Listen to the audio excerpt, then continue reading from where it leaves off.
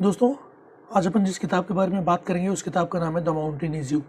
ये किताब लिखी गई है ब्रायन विस्ट के द्वारा। तो ये किताब है, ये द माउंटेन इज़ यू, ये एक सेल्फ हेल्प किताब है। ठीक है, ये हमें समझाती है कि हमारी लाइफ की सबसे बड़े ऑब्स्टिकल अक्सर हम खुद ही होते हैं। और जो इसकी ऑथर है ब्रायन विस्ट, इनके अकॉर्डिंग अगर हम बात करें तो सेल्फ सबोटोज मतलब क्या होता है कि खुद को ही रोक लेना। मतलब आप खुद को सेल्फ सबोटोज, आप खुद को ही रोक रहे हो। ठीक है, वो कोई डर, कोई पास्ट ट्रॉमा और कोई अनरिजॉल्व इमोशंस से पैदा होते हैं। ठीक है, अगर आपको जो सेल्फ सबोटोज है वो आपको या तो आपके अंदर कोई डर है, पास्ट ट्रॉमा है या फिर अनरिजॉल्व इमोशंस है, उसी से पैदा होता है। ये बुक हमें क्या बताती है? बेसिकली ये बुक हमें बताती है कि हम अपनी पुरानी हैबिट्स, निगेटिव थॉट और कंफर्ट जोन की वजह से ग्रो नहीं कर पाते हैं।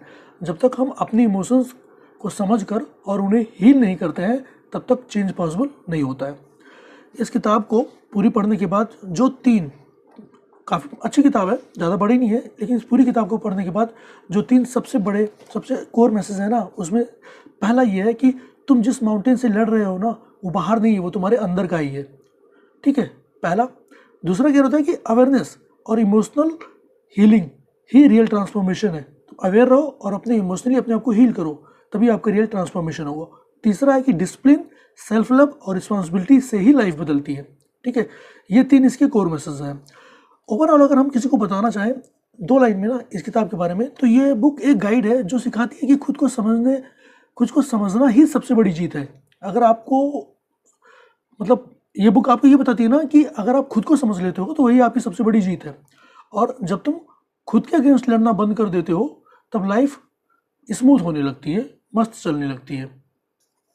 ठीक है, तो ये किताब काफ़ी सही है। जब आप इसको पढ़ोगे कभी, अगर आपको टाइम मिलता है तो समय निकालिए। किताब अच्छी है, ज़्यादा बड़ी नहीं है, छोटी सी किताब है।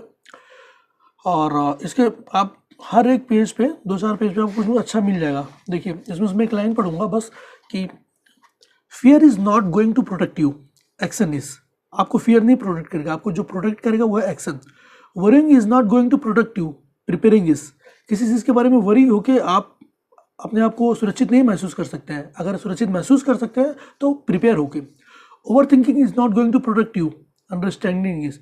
आप किसी चीज़ के बारे में बार बार और ज़्यादा सोच कर नहीं प्रोटेक्ट हो सकते हैं। अगर आप प्रोटेक्ट हो सकते हैं, ठीक है, ओवर थिंकिंग के अगेंस्ट, तो सिर्फ अंडरस्टैंडिंग, अपनी समझ डेवलप करके।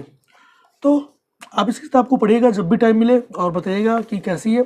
Thank you very much.